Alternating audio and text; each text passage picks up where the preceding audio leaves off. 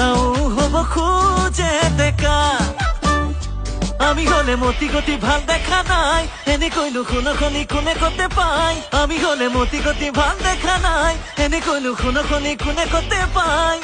ধুনীয়া তই আছিলি আৰু খুব চৈলি নাজানো কি জড়িবুটি খাই মইনা দে দে প্ৰেমৰ পাত পঢ়াই দে মইনা মৰম মানে কি বুজাই দে